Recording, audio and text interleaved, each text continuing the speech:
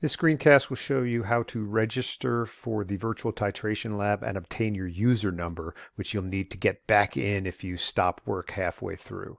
So first of all, notice there are two links for the virtual titration lab on my STA, and you need to have both of them open as different tabs for the registration procedure. So I'm going to open the Dropbox first. I'll explain what that means in a second and get the virtual titration lab ready. It looks like this.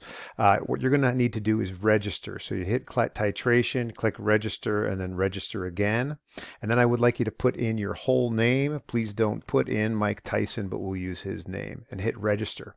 Now you're given this user number, and this is a critically important number for you. So what I want you to do is highlight it and copy it. Okay, and then paste that into the second link, this virtual user Dropbox. Paste it there. Okay, and there's my user number. And let's just put in Mike Tyson's initials. Why this is important is for two reasons. First of all, and of course, click submit. First of all, if you lose your user number and you want to get back in to attempt the lab again or to continue where you stopped off, if you've lost your number, you can contact me and I will give you your user number back. Second, I will be using your user number, your progress on the account to grade the lab. So it's really important that you get that to me. So let's continue with this. Notice there's 4 possible titrations. It says return to the experiment on the previous screen. The only titration you need to do is titration level 1. So let's hit start this level and have a look at this screencast. So this is going to guide you, this pretend I assume chemist, Dr. Jay Patel, is going to guide you through this. Read his instructions carefully.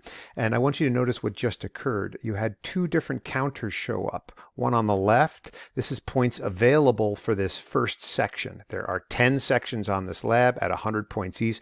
It's worth 1,000 points within the software. And that's why this user code is important. It's going to track your progress and save your progress within the software. On the right is a total points counter that will accumulate points through each section.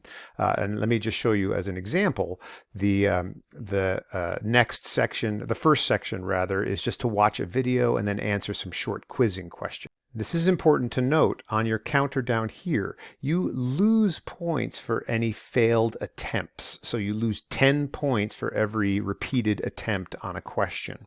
So, and that goes as at a worst case scenario, it goes down to 5. If you've missed 5 attempts in a row, you still get a 50 out of 100 for that section. Now, that sounds catastrophic, but it's really not. I'm going to go back to Titration Home.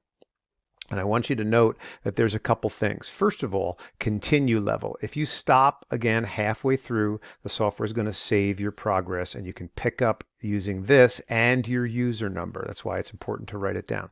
The second is this. Note, restart this level. If you're unhappy with your score, let's say you only got an 810 out of 1,000 and you want to make this a higher score, you can go do this again and again, repeating the lab and getting a higher score until you are satisfied. Note, however, that as of Friday night, the due date at 11 p.m., that's the score I'm going to count for your lab performance. I hope this answers your questions. If you have any more, let me know. Good luck.